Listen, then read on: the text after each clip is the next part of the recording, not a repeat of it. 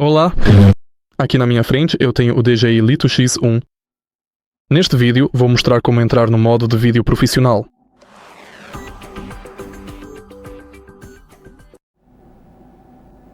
Para acessar o modo de vídeo profissional, vamos abrir o aplicativo DJI Fly e tocar em alto no canto inferior direito da câmera. Agora você pode ajustar o ISO, o obturador e o EV. Você pode alterar o balanço de branco, o formato da imagem e a proporção da tela.